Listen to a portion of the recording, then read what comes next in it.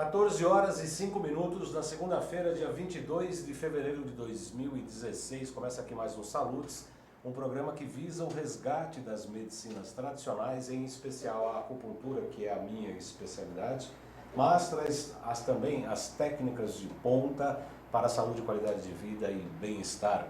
Entendemos aqui que o bem-estar vai muito além do conceito da saúde, inclusive da Organização Mundial da Saúde, né, que fala que é não doença, é um estado de bem-estar e tal. Achamos aqui que para você ter um sentimento de bem-estar, viver com bem-estar, passa pelo autoconhecimento, né? Além de não sofrer patologias, sintomatologias, doenças, você tem que saber quem que você é, o que você está fazendo aqui, para onde você vai, enfim. Exige também um autoconhecimento, né? Não é um simples estado de não doença, isso não existe. Muito bem, hoje a nossa pauta é bastante interessante, já algumas pessoas eu coloquei no Facebook, aliás, quero convidar os internautas que quiserem participar do programa, fazendo críticas, comentários, sugestões e perguntas à nossa entrevistada, entra no Facebook, na minha página pessoal, João Carlos Baldan.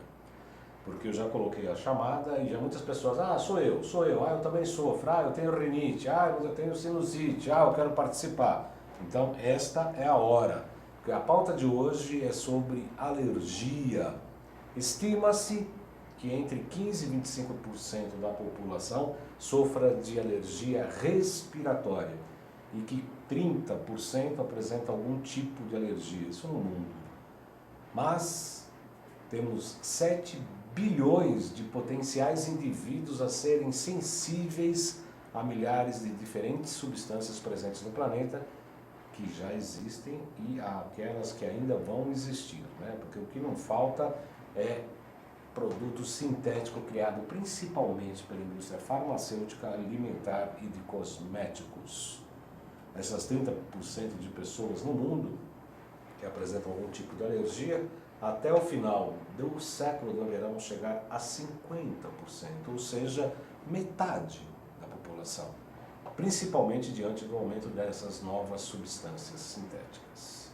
Nós vamos falar hoje o que são as alergias, qual a real importância, como diagnosticar, como tratar, como evitar, e com um viés bastante interessante que nós temos aqui, muita gratidão aqui no nosso programa, que é a homeopatia.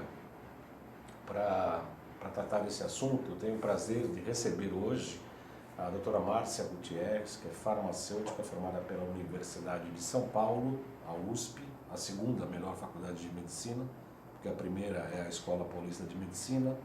São empatadas, mas aqui é a primeira, porque meu filho estudou lá, se formou lá, faz residência lá, então lá é a primeira e ponto, não tem discussão. Tá certo?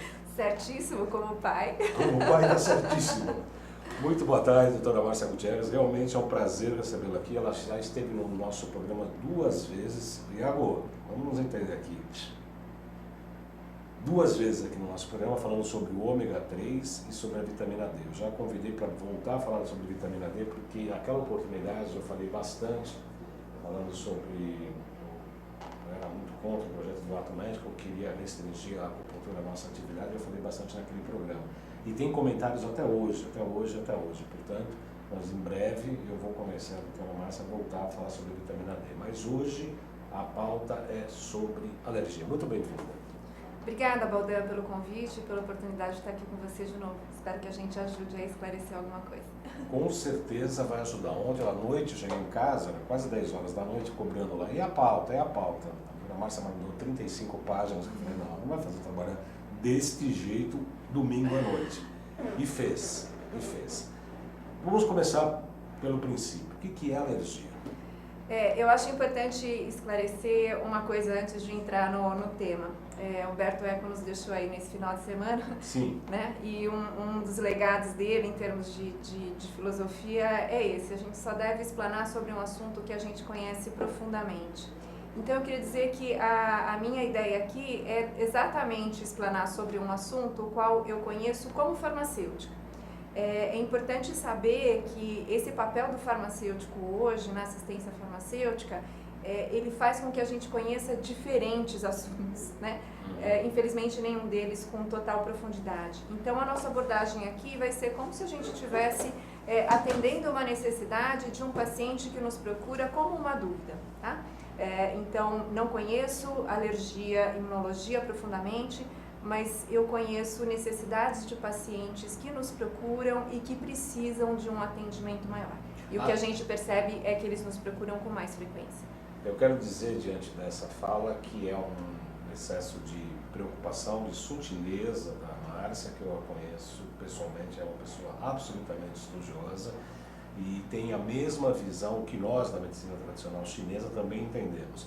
Na minha página, outro dia eu até não briguei, mas eu fui meio ríspido com a internauta, porque estavam falando de um processo, acho que era até de sinusite, a pessoa falou, basta retirar o glúten. Eu falei, olha, isso é um absurdo, porque nem todas as pessoas são sensíveis ao glúten. Pelo método de ortobiomolecular que eu trabalho, que é da QuantumBio, que aliás esse final de semana teve um curso de formação aqui em São Paulo, daqui a pouco nós vamos mostrar uma foto desse curso, por muitas pessoas, a gente consegue identificar se a pessoa tem alergia a glúten. Eu, por exemplo, não tenho alergia a glúten, e nem a leite, nem a lactose.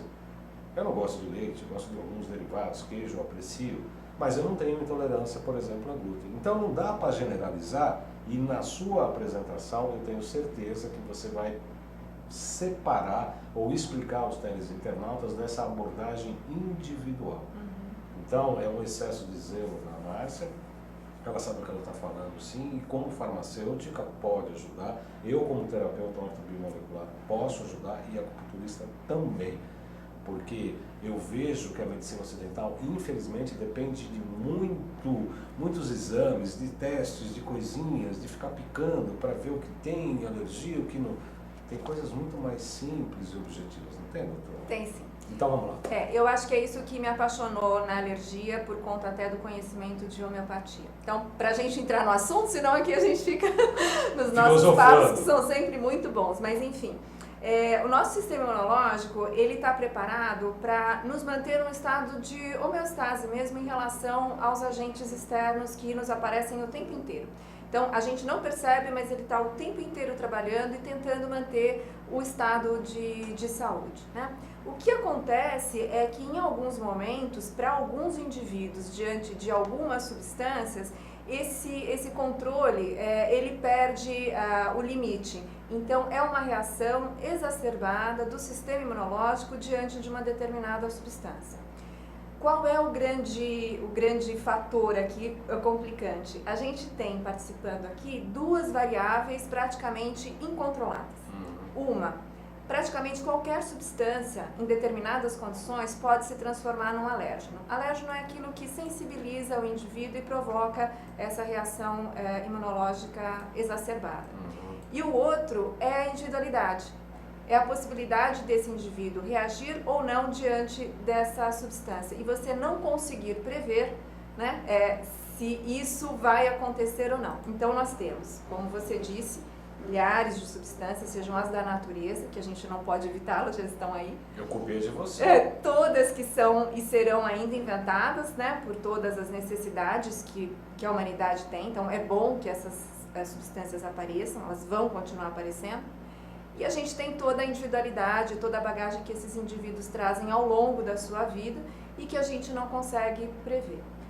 O que a gente percebe que está acontecendo, Baldan, e existem algumas hipóteses para isso, é que o número de pessoas que são sensíveis às substâncias do ambiente tem aumentado. Então você falou em 30% pessoas no mundo têm algum tipo de alergia. Imagina você pensar que até o final do século serão 50% da população mundial, né? Imagina o impacto disso no serviço de saúde pública, por exemplo.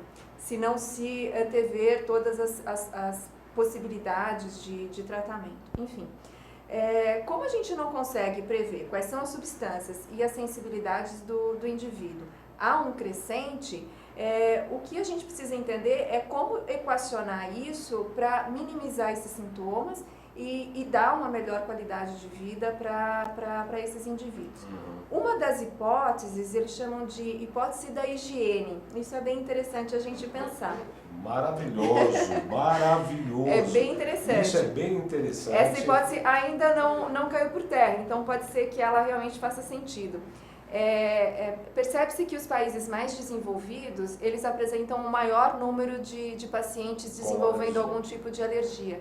Então se pensa que toda a questão de sanitária mesmo, de manutenção, de limpeza sanitária, mais as vacinações, devem estar levando os indivíduos a ficarem, na verdade, menos preparados para as diferentes situações e, portanto, mais reativos, né? Ninguém ainda derrubou essa hipótese, parece que ela vai se comprovando. E esse é um caminho sem volta, porque a tendência é que as questões de higiene e de vacinação, a gente vê toda hora novos micro-organismos aparecendo com necessidade de novas vacinas e imunização em grande escala, ou seja, eu vejo como um caminho sem volta, há mesmo um crescente, não sei como que a ciência vai lidar com isso, mas nós, do ponto de vista de saúde e de assistência à saúde, a gente deve estar preparado para esse quadro que se apresenta aí. Maravilhosa essa colocação, doutora Márcia, principalmente porque tem duas coisas que eu quero falar em relação a essa abordagem. Primeiro, que a gente fez um programa recente aqui com o Dr. Naif Tadeu sobre o Zika vírus, por exemplo, né? Sobre a microcefalia e etc. E aqui na oportunidade nós falamos da importância de você fortalecer o sistema imunológico, né? Quer dizer, outro tipo de abordagem. Hoje também a ciência fala que se deve deixar a água até 8 dias para que se crie ali os veículos de transmissão, né? E aí depois você joga isso na terra, não pode ser em cimento ou mármore ou granito, tem que ser na terra. E fortalecer o sistema imunológico. E tem o Peter Liu, que é um médico chinês, amigo meu, acupunturista. Ele coloca umas coisas naquele chinês macarrônico dele, muito interessante, falando o seguinte: olha, coma fruta sem lavar, coma verduras, de vez em quando não precisa lavar a mão, você precisa ter contato com a sujeira para você se desenvolver o teu sistema imunológico. Eu lembro, quando criança, que tinha algumas crianças, inclusive eu, né? A gente comia terra de vez em quando, né? Eu comia terra, por quê? Ou por uma falta de deficiência, sei lá o quê, ou às vezes a terra podia ser gostosa também, né? A gente estava com necessidade de comer aquilo. E vejo que nós, nos afastando da nossa própria natureza, a gente não sabe o que é bom e o que é ruim para nós. A gente acaba deixando. Quando eu estou muito mais concentrado, a gente percebe que tipo de substância que você precisa mais. Tem até uma abordagem, fala, olha, quando você for num restaurante por quilo, procure não pensar, pega a sua mão esquerda e vai enchendo o seu prato. Depois você olha o que é. Você toma susto, viu? Porque é uma coisa que você está buscando na tua própria natureza do elemento que você precisa. Eu acho essa abordagem absolutamente fantástica. Eu acho que esse é quase um instinto primitivo e animal, aí, entre aspas, mas veterinários que não aprovam o uso de ração, por exemplo, né, eles indicam isso, que na verdade o animal acaba tendo a necessidade daquilo que ele realmente precisa e pode fazer a escolha. Então, talvez se a gente tivesse essa pureza, acho que a gente vai ficando muito contaminado, né, com informações e com o desenvolver das coisas. Mas talvez se a gente pudesse ter essa pureza, conseguisse fazer essas escolhas. Como as escolhas não são feitas por nós, a gente fica cada vez mais exposto, né, a novas substâncias, inclusive as substâncias alimentares. Então, eu chamo a atenção, esses números chamam a atenção, e eu chamo a atenção aqui, para as questões de saúde pública mesmo, né? Um país como o nosso, onde mais de 90% da população faz uso do Sistema Único de Saúde, então a gente está falando de cerca de 180 milhões de pessoas que utilizam o Sistema Único de Saúde. Se 90 milhões dela, até o final, né, for precisar de uma assistência... Estamos falando de 30%, 30 milhões hoje. Hoje, né, mas até o final do século, isso é algo, e se isso existe, esses dados existem, acho que uma dedicação sobre isso é importante, principalmente que a gente não consegue evitar, mas a gente consegue muito melhorar a qualidade de vida das pessoas. Com certeza, e aqui cabe uma crítica pessoal à alopatia, que dá um antihistamínico, que acaba reduzindo os efeitos do sistema imunológico, que eu vejo como um grande erro. Grande erro. Mais um. O programa Salutes tem o patrocínio da Quantum Bio, empresa pioneira especializada no desenvolvimento de produtos e serviços na área da saúde preventiva a partir da tecnologia de biorressonância, amplamente utilizada na Europa e no Japão.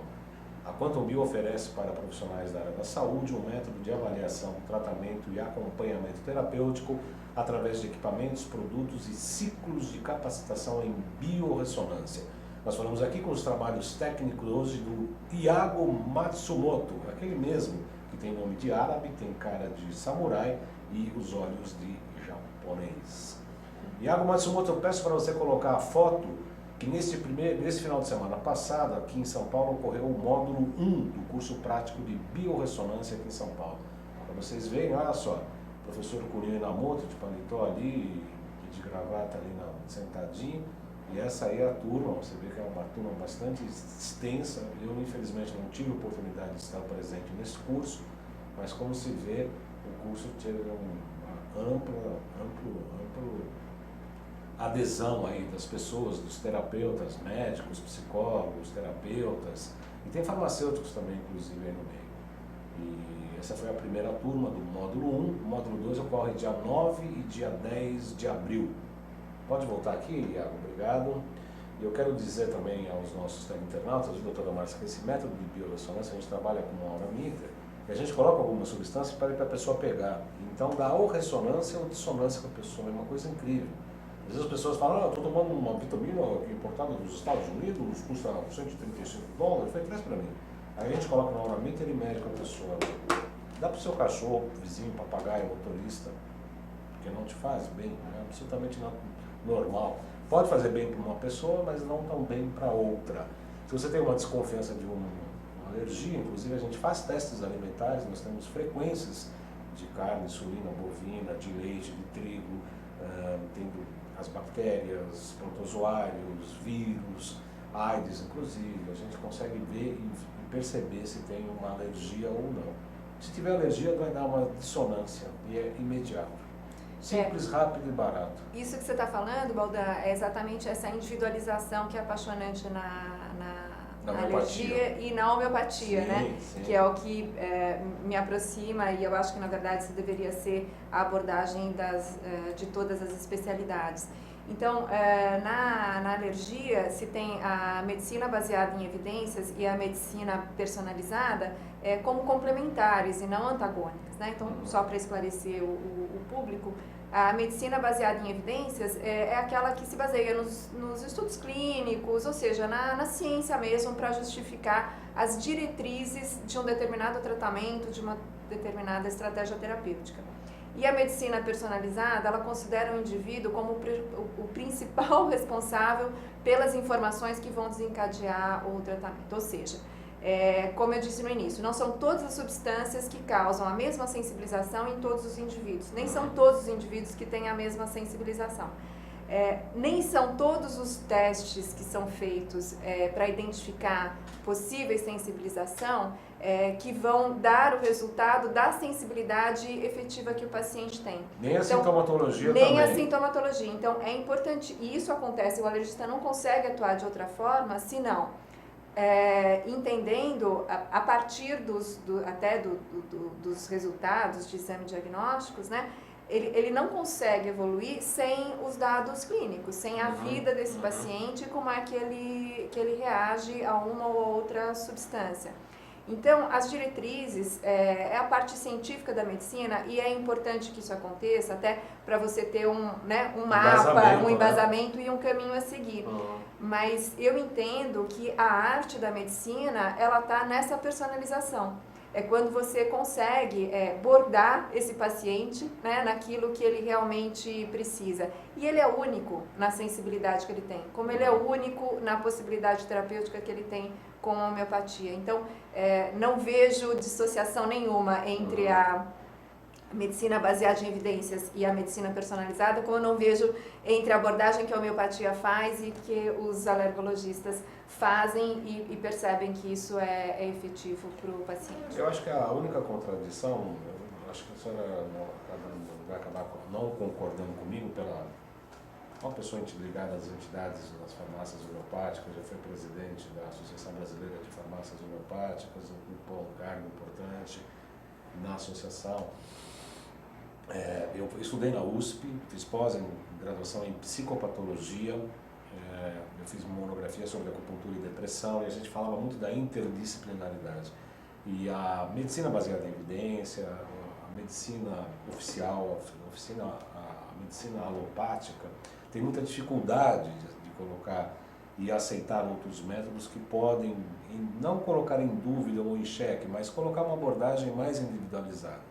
Porque é importante o estudo estatístico, é importante saber desses números, das evidências científicas, mas a gente, como você mesmo disse, eu coloco a acupuntura como uma arte terapêutica. Por quê? Porque cada abordagem do indivíduo é única. Você trata a enxaqueca com duas, três pessoas com enxaqueca com pontos de acupuntura absolutamente diferentes. A Nilta Pinheiro de Poá, boa tarde, Baldão, boa tarde, Márcia, muito boa tarde, Nilta, seja bem-vinda mais uma vez. Ela escreve o seguinte: certa vez surpreendi-me ao saber que mel pode causar alergia, pois testes de alimentos comprovaram isto em minha mãe. Podem ser os agrotóxicos nas floradas ou do próprio mel? Olha, muita coisa a ser considerada aí, Baldão. O mel em si, eu desconheço que ele possa provocar. O que a gente tem bem conhecido é a geleia real, né? Pode causar? Pode causar alergia. O veneno da abelha, né? Que é muito estudado. No Brasil são 40 mortes ao ano por anafilaxia ao veneno da abelha. Isso é um número importante, anafilaxia morte, né? E é muito rápida. Agora, precisa entender se é alergia ou se é intolerância, que é uma das coisas que a gente vai falar sobre o alimento, né? A intolerância, ela na verdade é uma intoxicação, é uma incapacidade de você digerir alguns componentes daquele alimento e que trazem um desconforto do trato digestório. Isso é intolerância, como a intolerância à lactose, não ao leite, mas à lactose, à frutose, e a glicose. A frutose está presente no mel, né? Tem glicose no mel. Eventualmente, a intolerância a esses açúcares. Eu não acredito que o mel tenha alguma coisa alergênica, né? Um componente alergênico eu desconheço, posso depois buscar mais. Mas relacionado ao mel, a gente tem... Já li um trabalho sobre o própolis, poder causar também, ter uma ação alergênica. Mas relacionado à abelha, o principal agente alergênico é o veneno dela, né? Os três insetos importantes do ponto de vista da alergia: a abelha, a vespa e a formiga. Interessante. Eu quero comunicar também, vai ter um curso de pós-graduação promovido pela Quantum Bio aqui em São Paulo e em Porto Alegre. Eu farei aqui em São Paulo, módulo 1. Física e Biofísica Quântica na Saúde, Princípios de Física, Energias e Ondas. Porto Alegre, 5 e 6 de março, aqui em São Paulo, 19 e 20 de março. Essa aula inaugural será com o professor Cunil Inamoto. O curso de 1 ano, eu participarei, vai ter que fazer TCC de 60 horas, é um curso de pós-graduação reconhecido pelo MEC em biorressonância. Eu farei esse curso sim. Muito bem, então a intolerância é exatamente isso, quer dizer, eu não consigo digerir e ele acaba aqui gerando toxinas. Aliás, a medicina tradicional chinesa, alguns médicos começam a falar isso agora, mas os médicos chineses antigos, de 5.000 anos atrás, falavam todas as patologias começam no intestino. Eu vou complementar aí com você. Essas histórias de evolução são bem interessantes, eu acho que a gente não deve deixar isso para trás. É muito comum quem tem alergia já ouviu falar de atopia e já ouviu falar de uma siglazinha que os acompanha sempre, que é o IgE. Então, IgE é um dos anticorpos que o organismo produz como elemento de defesa e ele é o elemento de defesa imediato, então é o de reação imediata, né? Os indivíduos atópicos são os indivíduos que têm uma grande produção, muito rápida, em grande quantidade de IgE. Por que é que eles produziriam isso diferente de outros indivíduos? Aí dentro das hipóteses, né, levantadas, está mesmo a de evolução. Parece que inicialmente a IgE é um anticorpo que estava envolvido na proteção exclusivamente do trato intestinal contra parasitas. Então era a função primordial dele. na medida que o homem vai se afastando dessa possibilidade parasitária, esse IgE perde um pouco o seu foco de ação. Talvez essa pudesse ser, o homem talvez esteja passando por um período de adaptação da função desse IgE, que é extremamente importante essa ação, essa característica do indivíduo produzir grandes quantidades. Ele realmente fica um indivíduo atópico, normalmente começa de bebê mesmo, são as dermatites atópicas, que afetam principalmente bebês, e que na evolução como doença, dentro do quadro de atopia, passa para um quadro respiratório importante, e aí ele evolui para asma, para rinoconjuntivites, né, que são as 3 principais reações advindas de um indivíduo num indivíduo atópico. Então, talvez a medicina chinesa tenha uma sementinha dessa situação, que é levantada pelos alergistas hoje como um estudo, né? Porque eu acho que o grande desafio dentro da ciência, de quem estuda isso, de quem vê um paciente com necessidades especiais relacionadas à alergia, porque pense bem, você alérgico a uma determinada substância, a primeira ação, olha, afaste-se dela, né? Se essa substância é um alimento corriqueiro, se essa substância está no ar, se essa substância faz parte do seu trabalho, que são as alergias ocupacionais, como é que você vai fazer esse convívio? Então, o grande desafio é realmente resolver essa situação, como é que eu faço esse indivíduo realmente poder viver dentro de um planeta onde existem substâncias ao qual ele reage contra de uma maneira tão exacerbada. Então, as hipóteses que a gente vem lendo e que os pesquisadores têm apresentado são bem interessantes. Eu acho essa evolutiva bastante interessante. Né? A Nilta Pinheiro fala que o teste de biorressonância de alimentos, o mel ficou como sempre proibido. Imagino que foi feito um teste de biorressonância com a sua mãe e o mel foi retirado. Então não tem saída, precisa retirar nesse primeiro momento. Depois, com um tempo, depois do sistema imunológico mais ou menos equilibrado, pode-se ter uma tentativa de desensibilizar, né? Um pouquinho devagar, você vai colocando um pouco, vai avaliando as reações, mas num primeiro momento, quando a biorressonância deu negativo, deu proibido, deu dissonância, eu recomendo que realmente se retire e aí depois, com o tempo, tentar que essa sensibilização se reduza. Muito bem, aí temos como é que é a homeopatia, depois eu vou falar um pouquinho de como é que a acupuntura pode ajudar isso, né?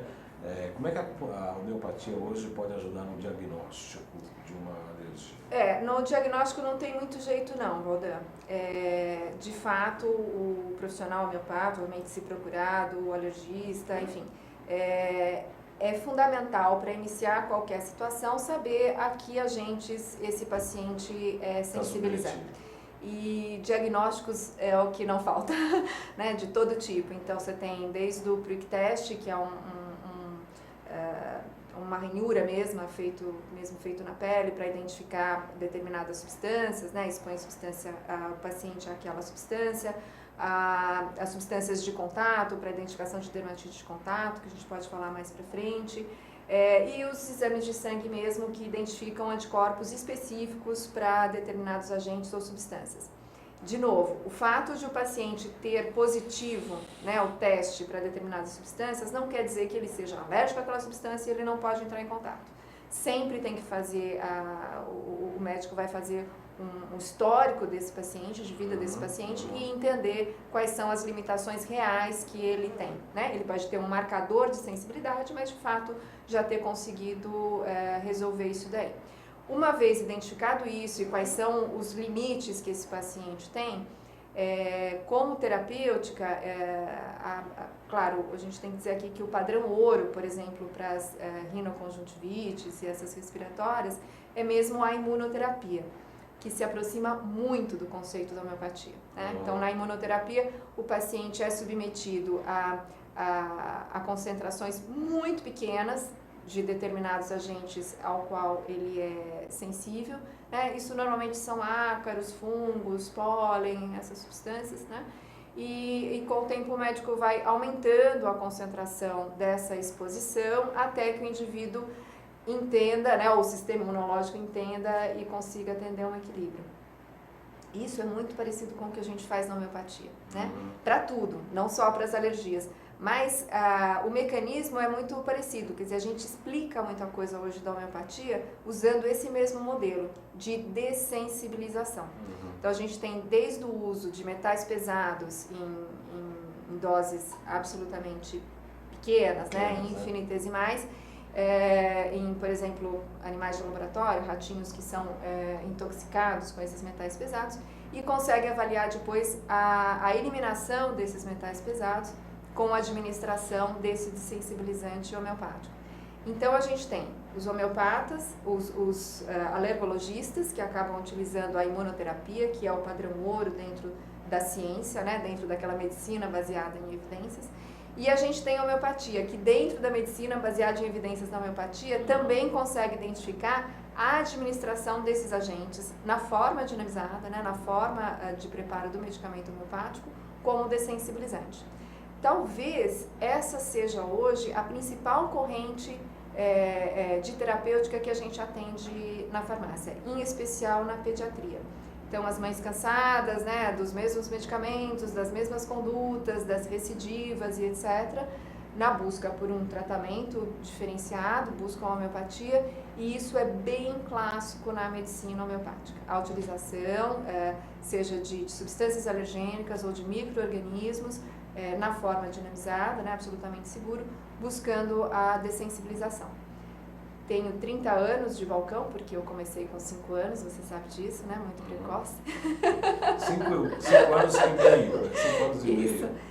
E nesses 30 anos são os maiores cases de sucesso que a gente acompanha. Hoje mesmo, antes de vir para cá, estava conversando com uma cliente, paciente, que o filho dela, a primeira vez que veio na farmácia, estava num bebê conforto. Hoje ele tem 20 anos, estava no 3º ano da poli, etc., E a busca dela, estávamos conversando exatamente isso, ele desde pequenininho era um bebê atópico, né, com atopia. E foi indo com a homeopatia, não precisa hoje de mais nada, tá bem, cresceu e etc., mas o tratamento dele, eu acompanhei, foi 100% dentro da homeopatia, nessa dessensibilização com os critérios da homeopatia, que, de novo, se aproximam demais com aquilo que se faz na imunoterapia clássica. O exemplo clássico é minha irmã mesmo, eu lembro, hoje ela está com 30 e poucos anos, 37, e quando ela era pequena ela tinha muita inflamação na garganta, os médicos queriam extrair, e o Dr. Marcos Amaral Campos, né, um dos pioneiros aí na homeopatia aqui em São Paulo, que foi meu médico, inclusive, é um amigo, tratou dela e está com as amígdalas absolutamente no lugar. Que, aliás, é um erro tirar amígdalas, né? Porque a amígdala aqui ela é uma barra de proteção, é um muro de proteção, é uma barreira, é uma frente de proteção contra as infecções, né? Você tira, é a mesma coisa que está dirigindo um carro, acende a luz vermelha porque está faltando óleo, você para e tira a lâmpada, né? O carro funde lá, né? Quer dizer, você tirando essa barreira aqui, você vai ter outros tipos de contaminação, outros tipos de infecção pulmonar, inclusive. A Nilta Pinheiro fala, de acordo com o que você falou, Baldan, 30% das pessoas apresentam alergias e realmente esse número pode crescer. Creio que não só o que ingerimos, mas os cosméticos, shampoos, sabonetes, tinturas de cabelo é a maior fonte de contaminação de metais tóxicos, tá? Tintura de cabelo, assim como as tatuagens também. Cremes, bloqueadores então nem pensar.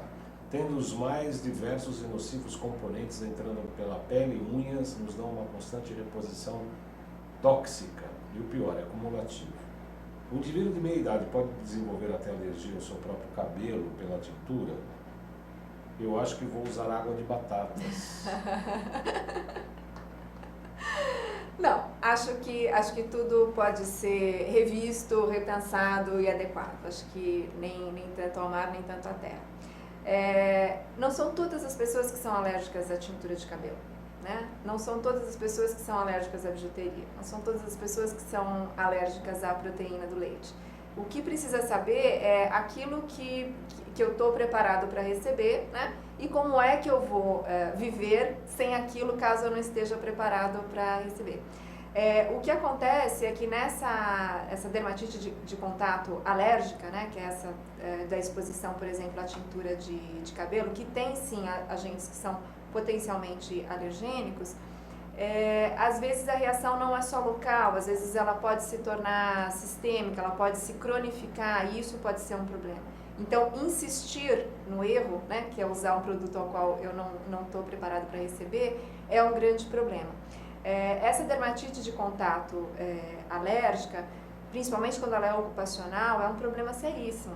Pode imaginar, por exemplo, o látex. O látex é uma substância potencialmente alergênica, não para todos, mas para muitos. Inclusive, existem vegetais, frutas, que têm componentes muito parecidos com o do látex, e aí você tem lá uma alergia alimentar por conta dessa aparência molecular que tem com látex. Mas, de novo, imagina um dentista, um médico, um instrumentador que tem que se submeter a isso o tempo inteiro, né? Como é que ele fica sem o látex, que ainda é utilizado para a produção de borracha, das luvas, preservativo e inúmeros outros produtos que ainda utilizam o látex, né? Aí eu acho que a homeopatia tem uma inovação, a gente está tentando trazer isso como uma possibilidade terapêutica, começou a divulgar no final do ano passado. Para os alergologistas, dentro da alergia clássica, o que se faz é a identificação por um teste de contato mesmo, a que substâncias o indivíduo tem essa alergia de contato, né? E o máximo que se coloca, olha, esses produtos podem ter esta substância, então evite. Aí, de novo, no ocupacional fica muito difícil, vai ter que mudar de profissão, em vez de ser médico, ser advogado, porque não vai poder usar a luva, por exemplo. Então,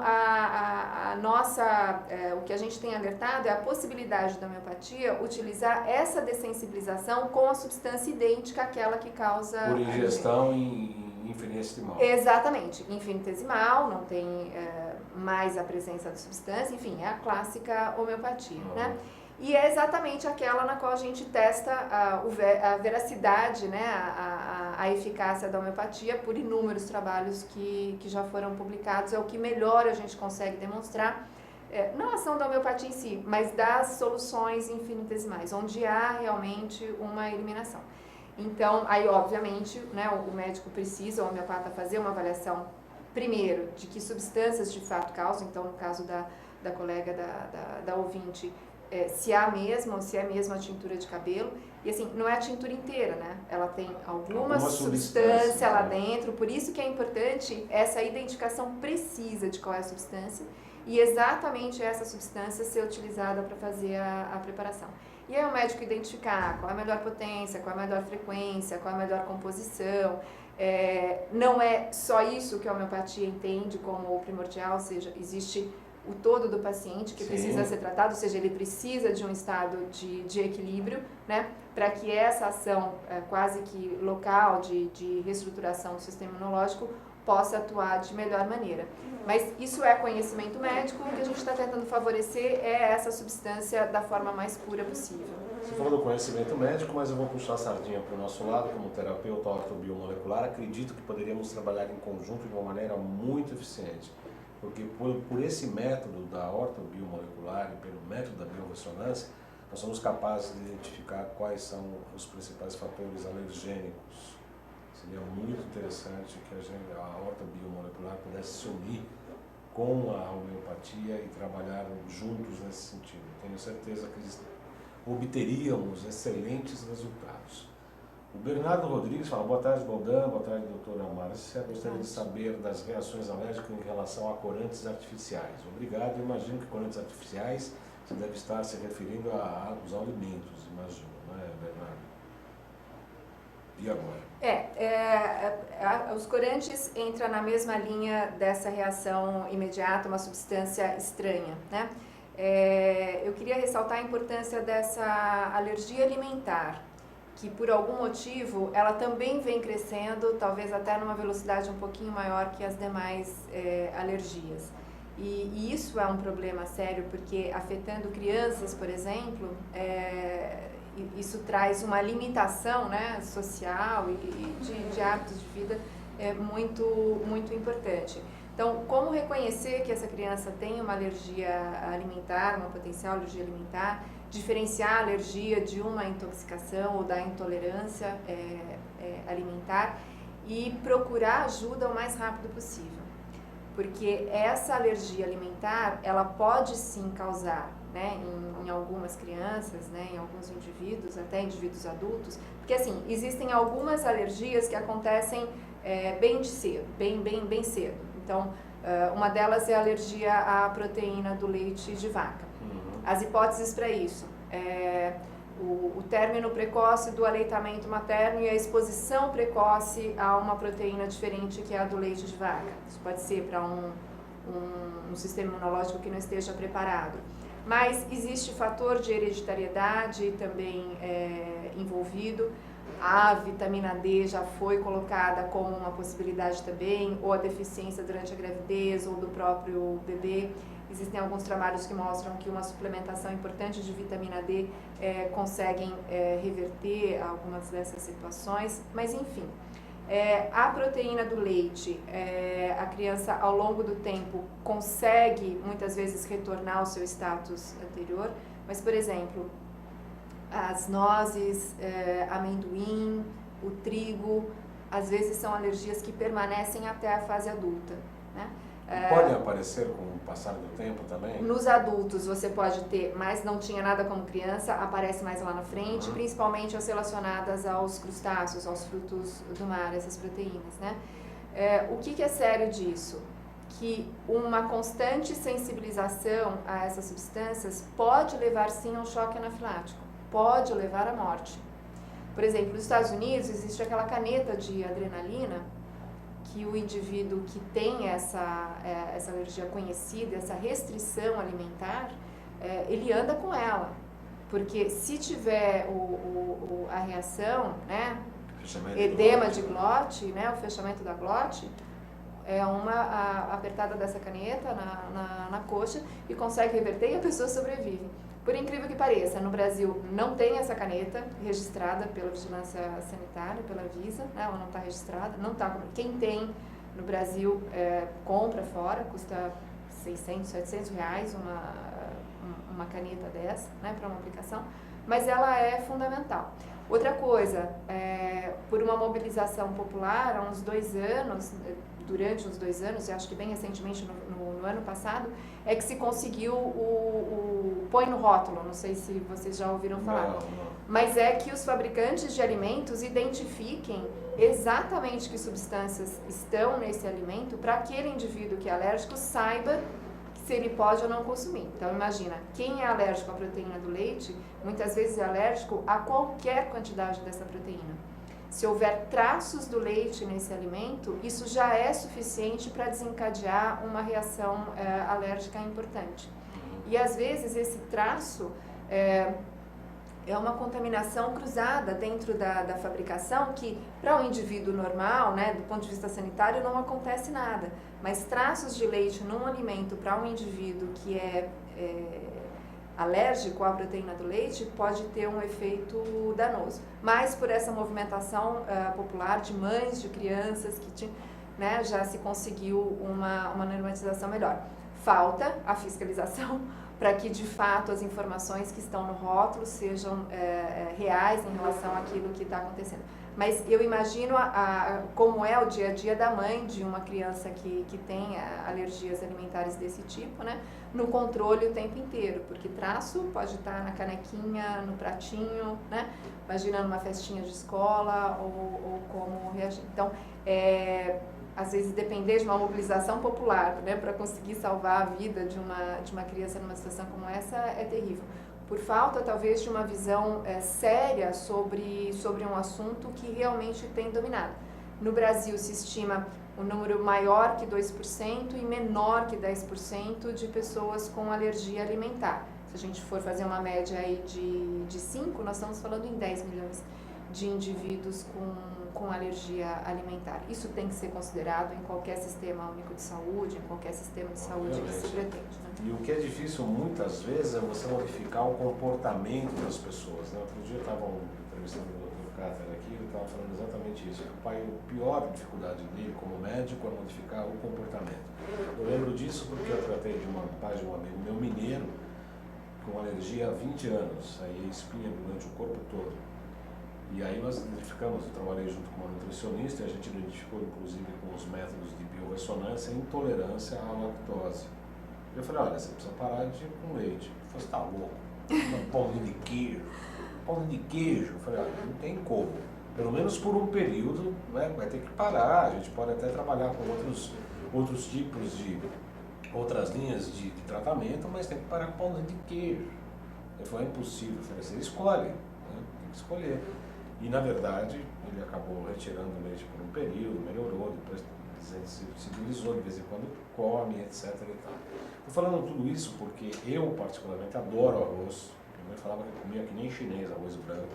E eu tenho intolerância a arroz, segundo a tecnologia da biorressonância.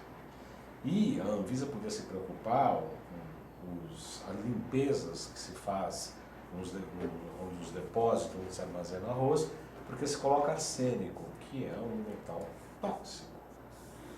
Nesse caso, se uma pessoa consome arroz e pode estar contaminada com arsênico, eu identifico isso no consultório. Como a homeopatia poderia tratar nesse caso? Eu acho que primeiro identificar se esse elemento está presente, né, se ele é causa de risco. Eu não sei se tem análise desse tipo aqui, mas com biorressonância a gente consegue. Certo, mas eu conheço não sei se alguns lembram, mas aquela análise de fio de cabelo, que hoje inclusive já se faz inclusive para pelos de animais, onde são identificados metais pesados e carências ou ausências, né, ou deficiências de minerais. Vitaminas. Exatamente, vitaminas não tenho certeza, mas metais e minerais estão envolvidos nesse exame. Então, acho que sempre um diagnóstico preciso é fundamental para a escolha da estratégia terapêutica, né? Então, seja o homeopata, seja o alergista, seja o acupunturista, ou seja, o profissional de saúde que estiver envolvido no direcionamento dessa estratégia terapêutica, tem que conhecer muito bem qual é o diagnóstico, né? Até para fazer o prognóstico. Então, o nosso papel, por exemplo, como farmacêutico, já que a minha atuação direta na estratégia terapêutica não é razoável, é que a gente identifique todas as possibilidades ali para depois fazer o melhor direcionamento. Numa situação como essa, como eu vejo, né, como você está colocando, precisaria entender melhor. Como eu vejo que a medicina clássica poderia fazer pouca coisa, eu não vejo outra alternativa senão um medicamento homeopático, que a gente conhece muito bem como um dessensibilizante, em especial para metais pesados e substâncias tóxicas, né? Acho que um dos primeiros trabalhos que eu li na vida sobre a ação de diluições infinitesimais foi exatamente da intoxicação subletal de ratinhos com arsênico e a administração depois do arsênico dinamizado, diferentes potências, diferentes doses, e medindo realmente a evolução dessa eliminação. Então, apostaria nisso sim, certeza que um homeopata poderia, mas sempre é primordial ter um diagnóstico preciso do que esse paciente tem para depois definir o que ele precisa. Eu falei com ele, a gente trabalha com o sistema ortobiomolecular, que a gente testa as frequências, tudo com informação frequencial, para identificar se há contaminação além do que deveria. Eu quero convidá-los a visitar o meu site, www.jcmaldan.com.br, bem como a loja, que eu recentemente abri uma loja virtual com produtos que eu indico para os meus pacientes. Eu consumo, como a clorela, ômega 3, etc. Alguns produtos da Anil, né, fabricante Anil, que eu consumo e indico para meus pacientes. E o meu telefone, se quiser falar comigo, é esse que está aqui, ó, 5594-7736, que é o local do consultório, e também o entreposto lá da Quantum Bio. Boa tarde, Marilana Andrade. Só agora consegui acessar, mas é justamente essa alergia do leite de vaca que me interesso. E busco mais informações, pois minha filha sofre desse tipo desde que teve o primeiro contato com o leite. Os sintomas são diretamente respiratórios, ou seja, propensa ao choque, sim. Não é intolerância, mas alergia. E nunca, a não ser acidentalmente, recebeu leite animal em sua alimentação ou contato. Vai completar 22 anos em março. Sobre isso, eu lembro do Dr. Cáter falando o seguinte, que o leite é um alimento para um bezerro de 720 quilos. E o homem é o único que fica consumindo leite após dobrar o tamanho, como qualquer mamífero para de tomar. Ou seja, se você nasce com 50 centímetros, quando chegar no 1 metro, para de tomar leite materno. aí fica tomando leite de vaca. E tem gente com 60 anos falando que fica sem leitinho. O que você tem a dizer para a Marilene Andrade? Tenho a dizer que hoje já se evoluiu muito em relação às terapêuticas para dessensibilização de alergia alimentar, em especial ao leite de vaca, que parece ser o mais importante, né? Para a idade da filha dela, 22 anos, não é comum. Como eu disse, a criança tende a restaurar essa sensibilidade, né, ou perder essa sensibilidade ao longo do tempo, principalmente para o leite de vaca.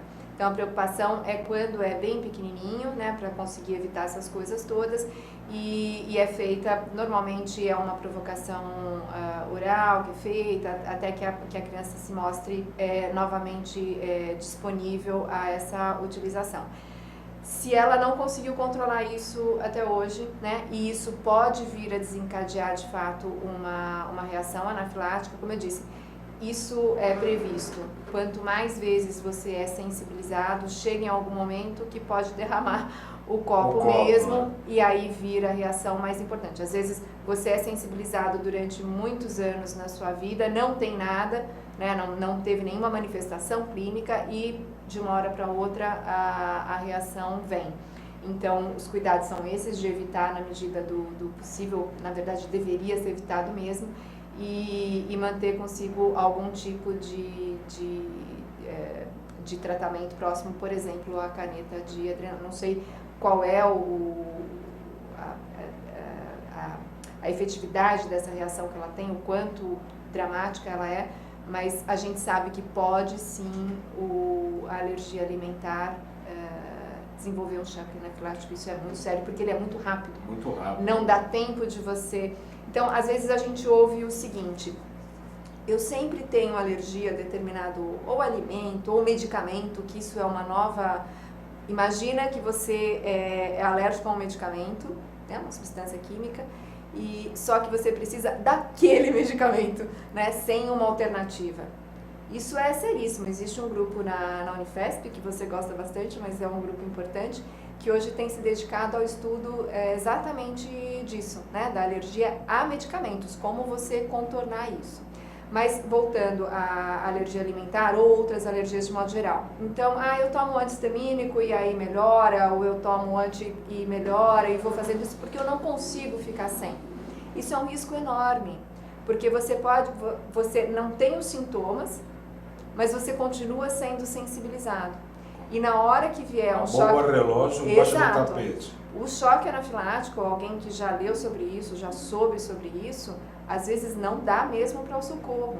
Porque você consegue reverter isso com uma dose de adrenalina, e você não tem isso, por exemplo, na farmácia para eu injetar em alguém e resolver, né? Essa pessoa, ela precisa ser atendida em pronto-socorro, né? Então, é seríssimo. O meu conselho para quem conhece que é sensível, sabe que isso faz parte da sua restrição, é evitar isso ao máximo, é que isso não faça parte do seu dia a dia.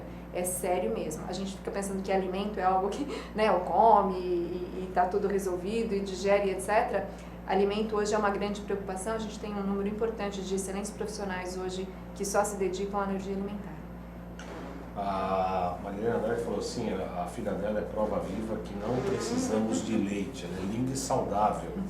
O sogro tem a mesma reação que ela, a filha, porém, dele é de medicamentos.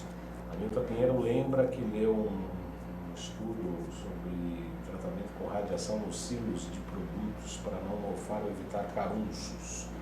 Horrível isso, né? Eu também acho. Evita-se caruncho, você come radiação. Na verdade, eu queria fazer uma observação sobre isso. Não é tão ruim. Qual é o nome dela? Nilton. Não é tão ruim assim. Na verdade, isso é até bastante usado em fitoterapia. É uma radiação gama. Ela não deixa nenhum resíduo. Mas também para caruncho? Ela acaba inibindo essas fontes viáveis de organismos, né? Ela não deixa resíduo, né? Nem alimento, nem...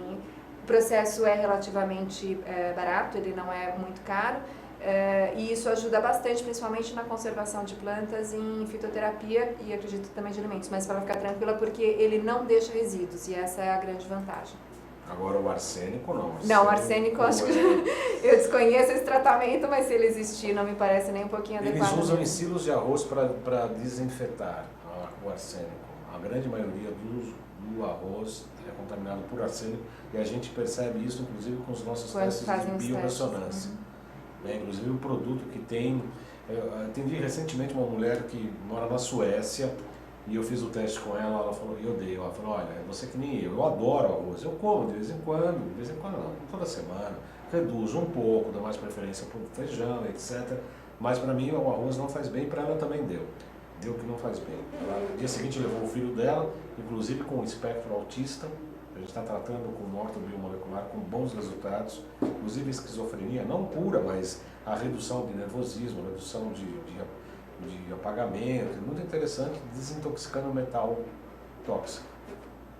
E ela trouxe o arroz integral. Não, vamos testar o arroz integral. Eu falei, não, mas é a mesma coisa, porque é a frequência. Não, testa aqui, esse arroz aqui. Esse é integral, é natural, não sei da onde. E deu negativo da mesma maneira. Entendi. Né? Quer dizer, então, às vezes é um tanto quanto difícil a gente mudar o comportamento, mesmo sabendo que aquelas determinadas substâncias podem causar determinado tipo de alergia. E ela tem outra pergunta mesmo, sério mesmo? Quase tudo é nocivo? E o arroz integral orgânico, tá vendo? Acabou de perguntar, Nilton, é a mesma coisa. Se deu da dissonância no arroz, branco ou orgânico é o mesmo, a mesma informação. Em relação a isso é muito interessante porque as pessoas buscam enganar. Agora, sobre o ponto de vista psicológico, é uma coisa muito particular, né? Que a gente de vez em quando liga umas coisas assim, e eu imagino que a intolerância alimentar ou a alergia, de uma certa maneira, eu acho que tem a ver com processos, você não vai concordar comigo, nem tenho certeza que você não vai falar isso. Vamos ver. Mas eu acho que tem a ver com um pouco de baixa autoestima. Não sei qual é o seu conceito. Sistema imunológico baixo, né? Se eu não estou... Não, mas eu não consigo aprofundar. Eu teria que conversar mais com você sobre isso, mas veja bem, o sistema imunológico, ele é dependente de uma série de estímulos. Não é só a questão de você receber uma substância estranha e aí vem o mecanismo-chave, fechadura e resolve aquilo, né? Na verdade, ele depende de uma série de fatores. A homeopatia estuda isso, a própria alergologia estuda isso, a imunologia estuda isso, onde são outros fatores que determinam quando, onde e como ele vai atuar. Né? Então, isso remete a essa individualização que a alergia faz, porque não são todos os indivíduos que são alérgicos à proteína do leite. Sim. Né? Apesar de terem, e você vê que tem toda uma história de vida muito parecida, e por que é que esse sistema imunológico se perdeu do ponto de vista do seu controle. Então, essa hipótese da evolução, ela é interessante, mas eu tenho certeza que existem outros fatores que devem ser determinantes para essa resposta ser mais ou menos exacerbada, dependendo do indivíduo. E porque ao longo do tempo você acaba perdendo essa sensibilidade, ou seja, ela tende a uma evolução de homeostase também, sim, né? Sim. É que ela pode até ser autolimitante, né? Até determinado ponto, mas ela depende de um tempo para que ela se restabeleça. Isso porque todos nós tendemos ao equilíbrio, na verdade, né? A nossa força vital, a energia vital, ela existe, o escopo do trabalho dela é nos manter dentro de um estado de equilíbrio como um todo. Então eu fico imaginando que a identificação de que há esse efeito exacerbado fora do equilíbrio, há uma movimentação do organismo. Né? E se você tiver esse apoio da homeopatia, né, nesse substrato, nesse terreno, mantendo de acordo, as coisas de apoio, seja com medicamento homeopático, a imunoterapia, o que for, para tentar resolver esse problema, a tendência é que a gente volte ao estado. Mas essa personalização, a individualização, a medicina personalizada, é que vão conseguir entender que necessidades reais esse indivíduo tem.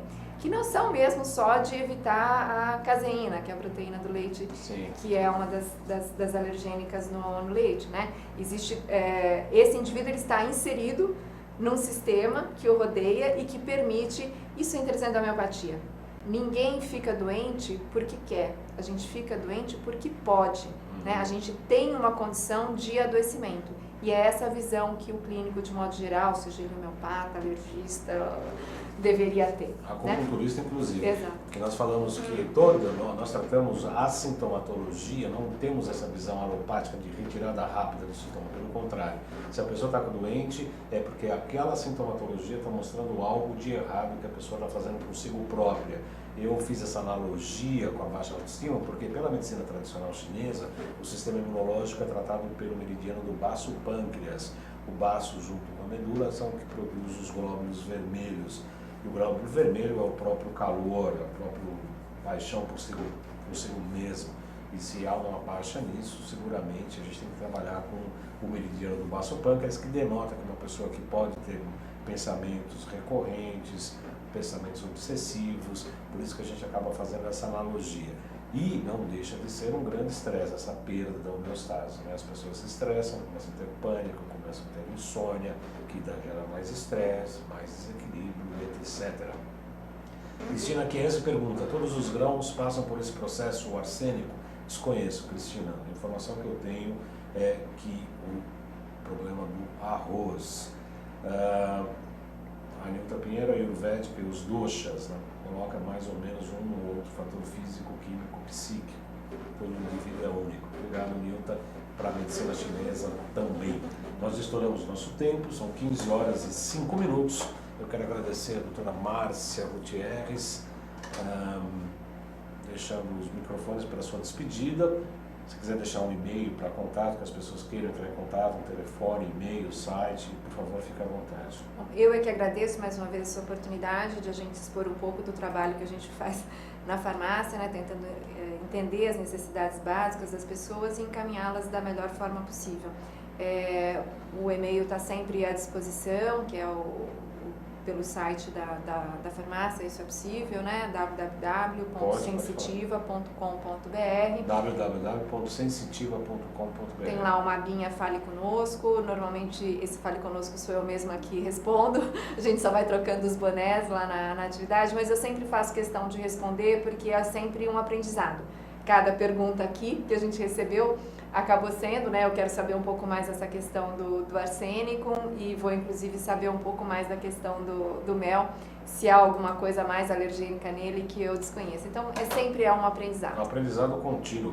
Eu costumo dizer, né, eu me tornei um terapeuta, um bom terapeuta, me julgo um bom terapeuta assim, que além dessa formação em acupuntura, eu sempre entrevistei muitos médicos aqui, muitos psicólogos, psiquiatras, terapeutas nutricionistas de várias áreas. E todas as informações a gente acaba agregando ao nosso trabalho clínico. Né? A gente sempre agrega todas as informações, todos os filmes estão disponíveis no YouTube. Aliás, eu comecei um canal novo, Além de Agulhas, no YouTube, para onde esse filme vai, esse programa de hoje, que eu peço para o internauta curtir e divulgar. Tem mais de 214 filmes, entrevistas, mais variados temas. E as pessoas continuam assistindo, perguntando, encaminhando comentários, perguntas, e realmente é um grande aprendizado, né? Eu acho que as pessoas agradecem muito o meu trabalho, mas o maior beneficiário sou eu mesmo. Eu quero agradecer a Cristina Chiesi, a Nilta Pinheiro, o Bernardo Rodrigues, ao Arnei Bach, a Cristina, Wagner Pessoa, todas as pessoas que assistiram, convidando vocês para a próxima segunda. Nós vamos falar sobre coaching e relacionamentos, uma pauta bastante interessante também, que faz parte aí dos relacionamentos da nossa vida. Então, muito obrigado, doutora Márcia. Obrigada a você, Valdan. Um prazer recebê-la aqui, como sempre. Já está convidada para retornar. Vamos ver se ela vem, porque ela é difícil de tutorial. Eu estou atrás dessa entrevista já há uns 3 meses. Mas a gente consegue, a gente é teimoso o suficiente. Ela é muito ocupada, realmente. Imagina, é um prazer. Desejo a todos uma excelente semana e até a próxima segunda.